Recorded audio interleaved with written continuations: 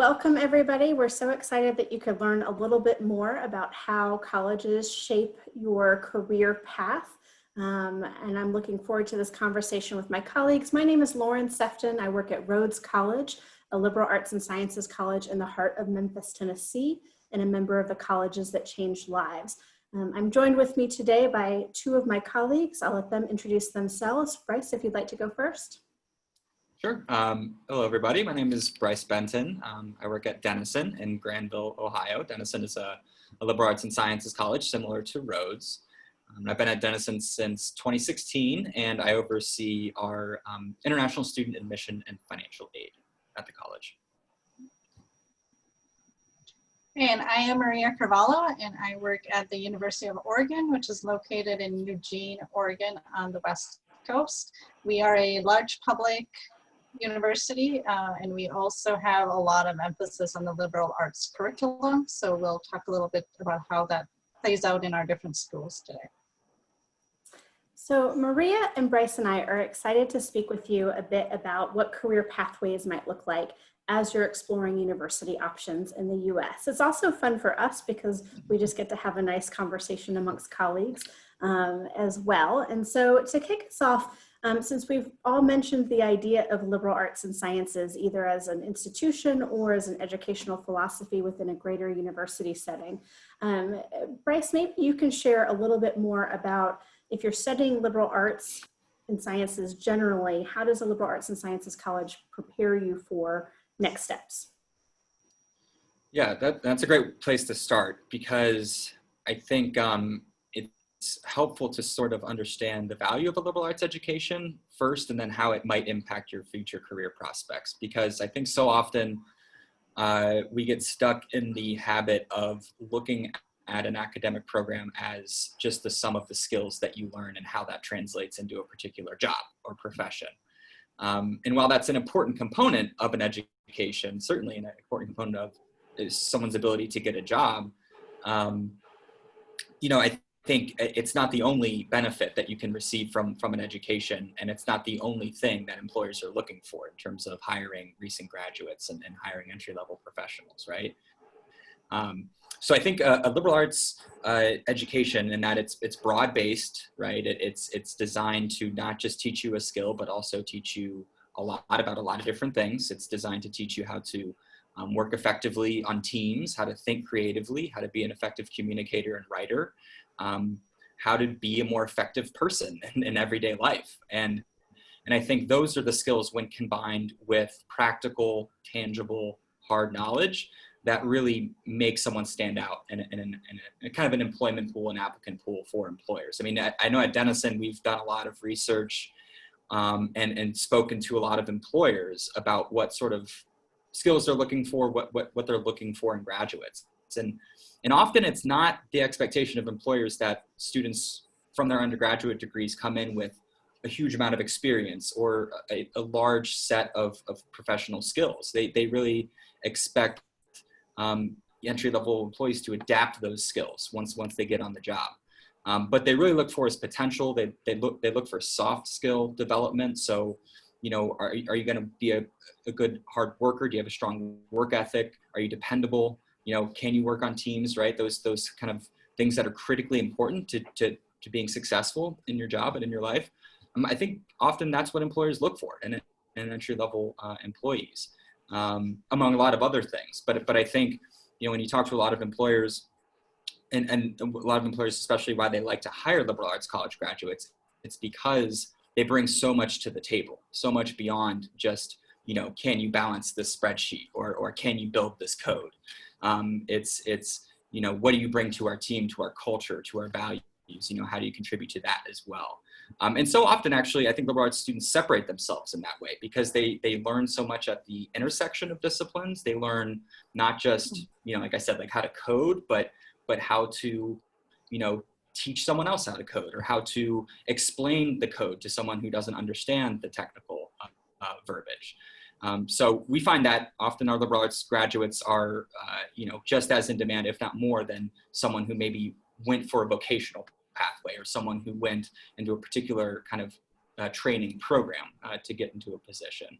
And often it is the case here in the US that, you know, a lot of students specialize in a particular field at the graduate level. So most undergraduate programs that undergraduate students take here in the US are liberal arts oriented, in that, you know, you have a general education requirement, you have elective requirement, and you have major requirements. So most schools, you're getting a broad-based liberal arts style education. And then you specialize, you know, a little bit later on, you know, in your graduate program or beyond. So I think for the most people entering into the job market out of the undergraduate program here, you know, come from those liberal arts backgrounds, right? So I think that's a lot of, you know, who you're competing with in the job market here. And a liberal arts kind of education really sets you up, I think, to be successful, and not just in your first position, but, you know, in your last position. That's what we always say at Denison. We're not trying to get you prepared, you know, to get your first job. We're preparing you for your last job, because there's a lot of information out there that shows that, you know, you're likely as a new graduate to change careers, you know, and probably multiple times. So that focus on a broad-based education, that focus on learning how to learn and how to be effective, really something you carry with you, you know, throughout your career and throughout your life. Because, you know, the pace of things today, like, you know, information is going to be outdated likely in 5 to 10 years, you know, in certain fields. So you need to develop the skills to be adaptable, to relate to a lot of different disciplines, to work with people. And that's really a big emphasis of a liberal arts style curriculum. And Maria, can you share a little bit more at a bigger university setting? How does liberal arts fit into a bigger university setting? And if you're not choosing a liberal arts pathway, what does that mean for you in a bigger university setting as well? Yeah, that's a great question. And I would, before I get that question, I echo everything Bryce just said. He took a lot of the words out of my mouth about, you know, learning along the way and learning how to learn and preparing for a lifelong path of learning and careers. So definitely keep that in mind. At a large university like ours, the whole philosophy and the whole curriculum is still very much a liberal arts based method. And so students are going to be learning in all different areas, whether you're a business major, you know, or a history major or a biology major, you're going to be studying in those areas to specialize, but you're also going to be taking classes in all the different subjects.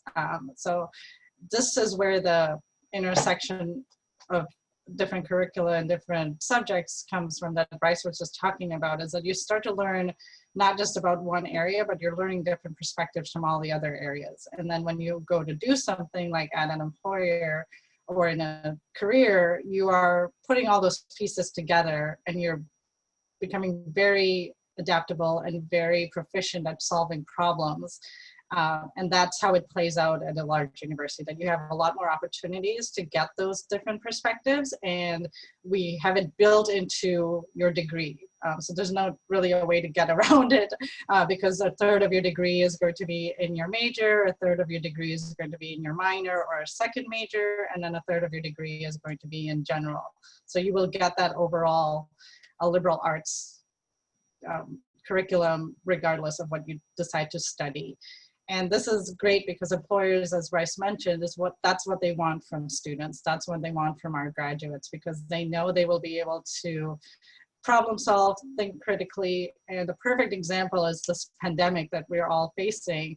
I mean, all of us, I think, can fall back on all these skills that we've learned along the way, and we've been able to adjust and adapt and think creatively about how to go about different issues that we're facing on a daily basis. And a lot of that has to do with the fact that we develop these skills through college and through a liberal arts curriculum before. So that's what it looks like. Thank you both. If anything, I think our audience should be energized by the thought of that well-rounded, balanced background, no matter what they decide to major in. But we know a lot of our international students are interested in STEM fields in particular. And so I'd love for all three of us to spend a few minutes talking about how STEM fits into the liberal arts or the educational experience at our institutions, and maybe some success stories about, if you're a STEM student, what are some pathways that you might see post-graduation. So I'll spend a little bit of time talking about it at Rhodes, and then pass it along as well. And I think We've seen that certainly to be the case at Rhodes in terms of this growth and interest in STEM fields. Computer science is one of our fastest growing majors, as is neuroscience, which is a great interdisciplinary combination of social sciences and natural sciences together. We just built a brand new biology and chemistry building on campus, and we just this past summer built a new greenhouse on campus because there's so much interest in this. And so it's exciting to see the way students are able to dig into, particularly for us, research opportunities in the natural sciences early on. And what that means is your resume doesn't look like everybody else's upon graduation. Bryce talked a lot about at liberal arts and sciences schools in particular, we're smaller. And so we tend to be focused on that undergraduate experience because we don't have grad students on our campuses. And so those research opportunities come early, maybe as early as your first year. We've got a group of first year chemistry students at Rhodes this past year in the spring, once we switched to remote learning. Professor Shanna Stoddard decided to do something more creative with her first year chemistry students, and they ended up doing research into an antiviral compound that we think might shorten the amount of time that a patient with COVID-19 is actually sick. And so they've applied for a patent and they've been published. And the 14 students, many of whom are first year students, are now published research authors. And so that kind of experience really stands out when you're applying to graduate schools or applying to jobs upon graduation. Another favorite example in the sciences for me has been students in computer science that have done logistics research for FedEx, because the global headquarters of FedEx are in Memphis. Or students that are interested in medical research, doing research on catastrophic childhood diseases through St. Jude Children's Research Hospital. Again, they're building a resume that doesn't look like anybody else's upon graduation, regardless of their major, because of those opportunities that exist early on at the undergraduate level. So Maria, maybe you can share some examples that you're thinking of, particularly that are STEM related. Yes, that's great. We are also a very research-focused university in the Tier 1 AAU, so we definitely focus our efforts, and we are primarily undergraduate students, even though we have master's and PhD students. Most of our population is undergraduate students, so even as an undergraduate student, they will have this opportunity to do research, and most do. So one example that I always like to talk about, because it's touches on many of us, is we were given some funding a couple of years ago to do research on an early detection system for earthquakes. And we are on the West Coast, and all of us who travel have probably been at least one earthquake in our lives. So it's very interesting to see that our students, who again could be first year, can join in on this effort and develop a system. And 2 years later, where we are now, we were given additional funding, and we already have something that's being piloted on the West Coast called Shake Alert. So it's I'm proud to say that, you know, one of our students or a group of our students are helping save lives by developing this early detection system for earthquakes. That's one example. I also want to mention that if you are interested in the STEM fields, it doesn't mean necessarily that you have to study in the STEM fields to have a career in the STEM fields. One example I have is one of my friends started a very successful software company, and his major was in music, and he minored in computer science and worked on campus in the IT department, and then just kind of took all the skills and knowledge he learned and took off with it. And that company, like 75% of the students there, or the employees there, you know, did not study a tech field. So keep that in mind. It doesn't have to be directly related, and that's part of what the liberal arts degree is that you are able to combine different areas to head towards the career you're looking for.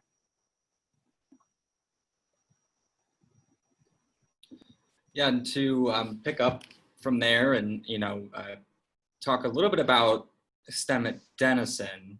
You know, so similar to Rhodes, we're a smaller residential liberal arts, undergraduate only liberal arts college. So, you know, STEM might look a little bit different here than it may, you know, on a big research university's campus. But I think as a student, you have I think, a lot of opportunities, at a school like Denison to engage in meaningful STEM research, career opportunities, internships, things like that. So I think there's sometimes the perception that, liberal arts and sciences college, is not a research university, but in fact, as an undergraduate here, you get enormous opportunities to get involved in research, especially at the undergraduate level early on. So there's substantial opportunities that you can take advantage of there.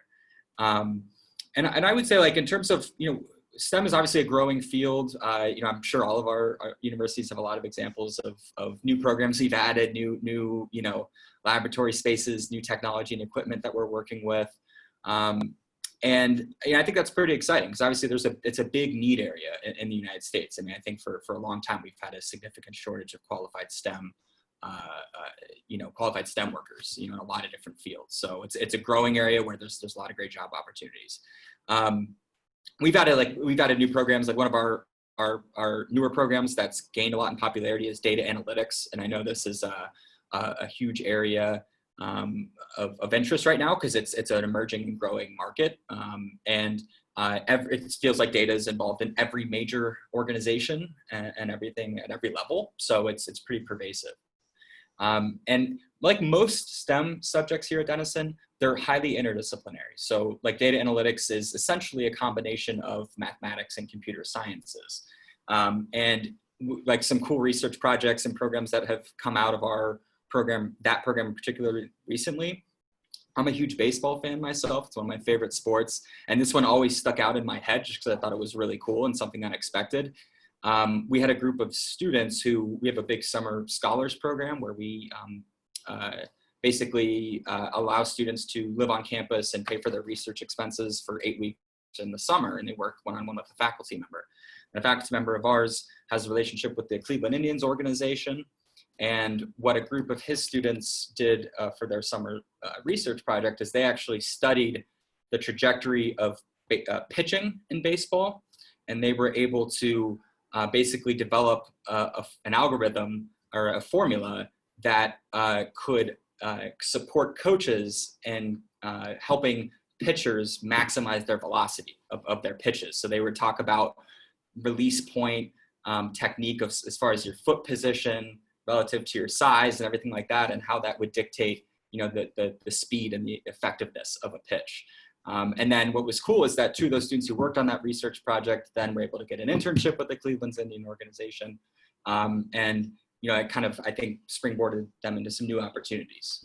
And there's a lot of examples like that, but that's one that comes to my mind, just I'm such a big baseball fan. I love it. I had the movie Moneyball like playing in my head as you were describing that.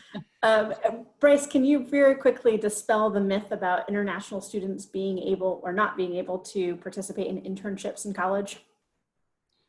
Yeah, that's definitely a myth.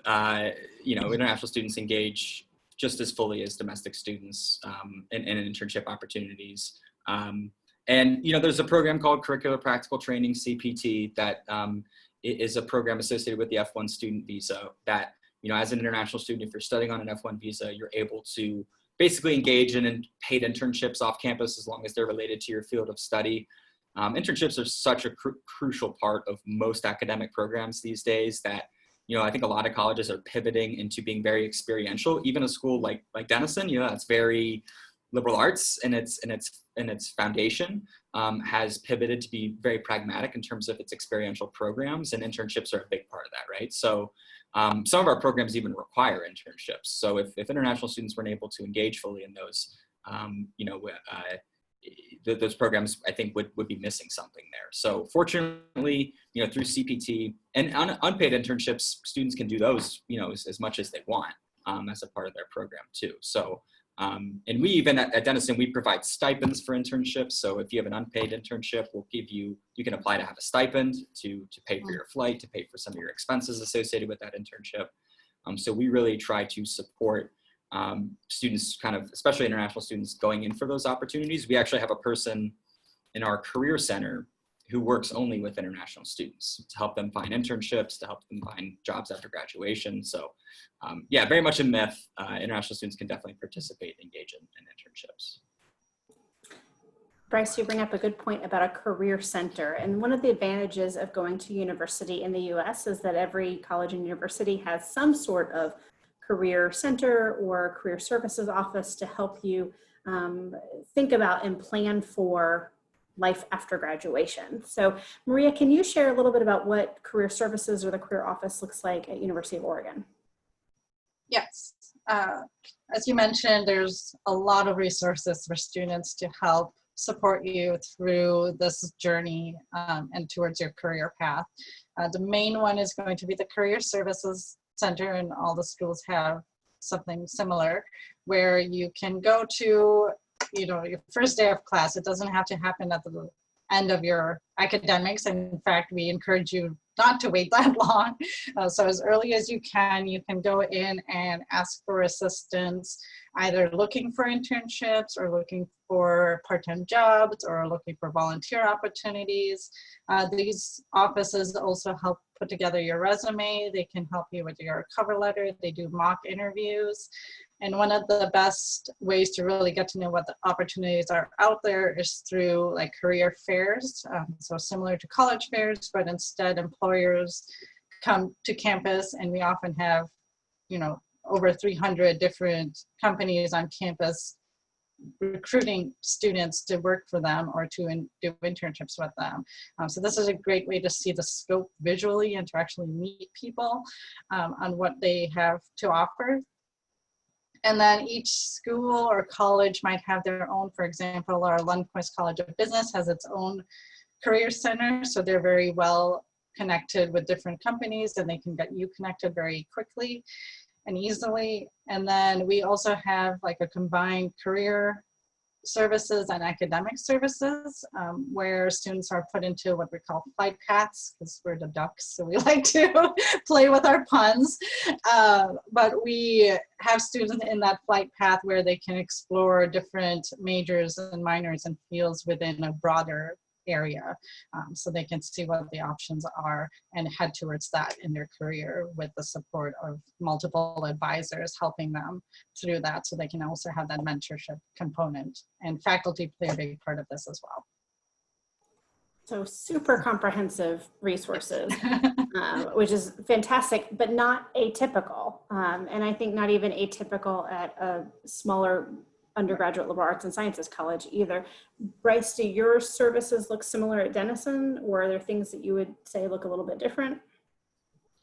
Yeah, and actually this is a great point, I think, to emphasize. I mean, if you're a student who's really, is it kind of focusing on career preparation as a part of, your college search, definitely, dig in a little bit and see what the schools do and how they approach the idea of career services and support and programs. Because although it is common, every college does have some service that they provide, it can definitely be different from school to school, and certain colleges approach it a bit differently too in terms of their their mentality around it. And I think Denison's a good example of that, because we don't call our office the career services office, we call ours the career exploration office. We're actually partly endowed by a foundation in our career exploration office. So part of the funding for our career programs actually comes from the Knowlton Foundation, which is based in Columbus, Ohio, and they invest in entrepreneurial programs in higher education. And we got a $10 million grant from that foundation just a few years ago to expand what we do. So ours is a lot of it, it looks and feels like a traditional career services office in terms of, hosting career fairs, offering counseling, resume editing workshops, interview workshops, skills training programs, connecting you to meaningful employers and alumni in specific areas. So a lot of those you would see in a lot of career centers, but ours is different in that we expect students in their first year to go meet with a career coach and establish a relationship that's ongoing for the duration of their program, and then 5 years out of college. So for us, it's a kind of like a 9-year commitment that we take to it. And we really try to help students start from square one and build up towards something, and I think that's very liberal arts and sort of its mentality, as far as a lot of our students come in not knowing what they want to do and sort of look to us for guidance and programs to help them kind of transform and figure out who they're going to be and what it is they want to focus on. So I think our approach is very proactive in terms of how we approach careers, and very personal, you know, and that's kind of who we are as an institution as well. So it kind of mirrors who we are in that sense.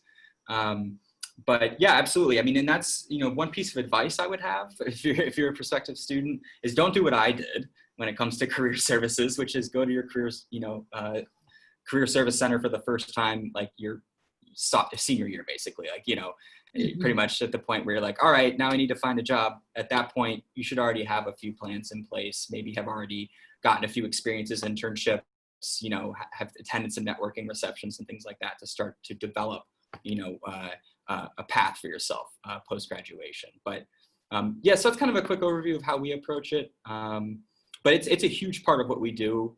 And I think it's something that is ever more present now when you talk to students and parents about a return on investment, about the value of their experience. And a lot of that is related to career services and you know, outcomes, you know, for individual students. So it's a big focus for us. And, you know, we have expanded a lot and continue to add new programs.